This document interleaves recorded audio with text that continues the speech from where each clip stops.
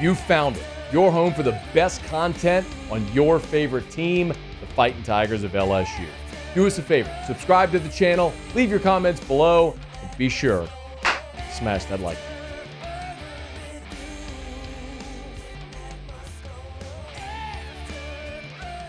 Florida State took its turn at ACC Media Days this week. And, look, obviously this isn't a time where we would normally spend a lot of time or resources on Florida State football. But, I mean, LSU's open up against Florida State.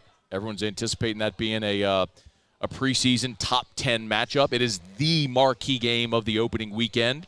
Vegas has LSU early as a slight 2.5-point favorite in that game down in Orlando on the Sunday before Labor Day.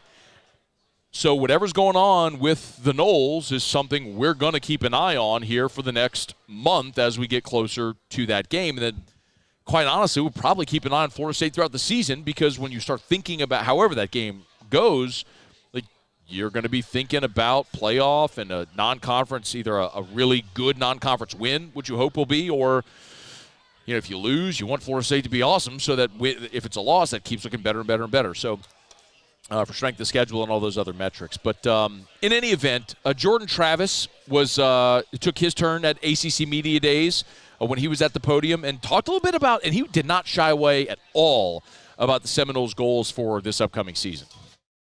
Just to be the best people we can be every day. It starts with the person you are. I always talk about that. I mean, what you do off the field, and I feel like it kind of correlates to what you do on the field. I mean, how you treat the janitor should be the same way how you treat the athletic director. And I really believe in that type of stuff, man. But the goal is to win every single football game we play. That's always our goal. But this year I feel like the guys are bought into that, and we believe that. To win every single game we play. Now, that's a Florida State team that, a season ago, when you looked at Florida State, they got the win over LSU in the opener, and look, by the hardest. And I think a lot of us, me included, undervalued Jordan Travis in that game. I know going into that game, my thought was LSU had a decided advantage at quarterback with Jayden Daniels over Jordan Travis. And both ended up having fantastic seasons. A giant difference, of course, a year ago is that Florida State had the game against Duquesne, the Week 0 game, which allowed them to work out some of the kinks. And they end up beating LSU 24-23. Jordan Travis threw for 260 in that game. But if you remember, after they started 4-0, they hit the skids and lost 3 straight. They lost to they lost to Wake Forest by 10. They lost the next week at NC State 19-17. And then they lost a home game to number 4 Clemson 34-28. So after starting 4-0, they went boom, boom, boom, lost 3 in a row, and all of a sudden you're thinking, man, same old Florida State. But then they caught fire and they won out. They won their last 5 regular season games. Beat Georgia Tech. They won at Miami, won at Syracuse, beat the Cajuns in Tallahassee, and then beat Florida at home in their regular season finale. Then we know they played Oklahoma in the Cheesehead Bowl and won that one 35-32 in a high-scoring affair. And Jordan Travis threw for 418 in that ball game. So because they finished with 6 straight wins, got all the momentum, got to double-digit wins, beat Oklahoma in the bowl game, they carried – and of course, they got Jared Verse back. Johnny Patrick, Johnny Patrick, that's a blast from the Saints pass. Johnny Wilson, the receiver, back. Jordan Travis back. Florida State returns the most production of any team in college football this year. Out of 133 teams, of course, Bill Connelly at ESPN does his returning production metric. 87% of their production returns. 87. Number 1 in the country. 1 out of 133. Every team in college football, nobody returns more production than Florida State. I mean, after that midseason funk where they were sitting there at 4-3, they called lightning. They won out. They won 6 in a row, including the bowl game. And now the question is, how do you build from there? The offense returns 80% of its production with obviously Jordan Travis. 7 of their top 10 leading receivers are back. 5 offensive linemen that started at times a year ago are back. And then defensively, 94% of their production returns. That's number 2 in the country. So you look at Florida State, a team that won 10 games, returned their starting quarterback, all the things we just talked about, and you return all those guys, naturally there's going to be lofty expectations, which is why they are where they are. Florida State has also added 2 transfers in the last week that are guys that are going to be eligible.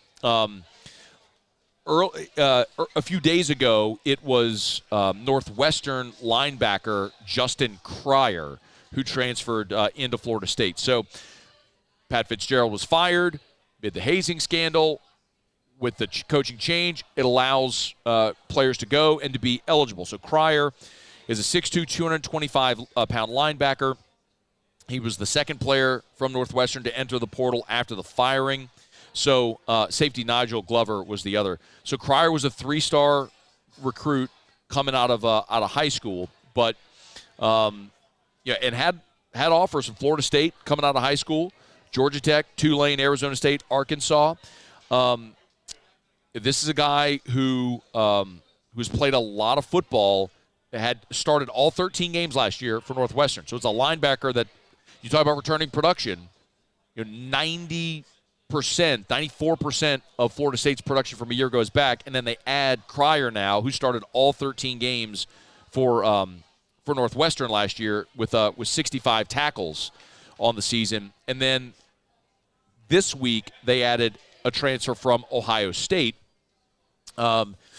It is Mason Arnold. So Mason Arnold, he's a scholarship long snapper, so he's a specialist who was one of the top long snappers in the country. He started his career at Ohio State and jumped in the portal just now and is immediately eligible at Florida State now. So something worth keeping an eye on as we look at the season opener with LSU. As big of a deal as special teams were last year in the LSU-Florida State game to start the season, one of Florida State's specialists is a newcomer transfer who's just this week added to the roster there in Tallahassee. So Jordan Travis talking about Florida State, their goal is to win every game. Of course, they open up with LSU, and if they get past that one, you could look at this schedule and say, aside from the road trip to Clemson on September the 23rd, Florida State's probably favored in every game.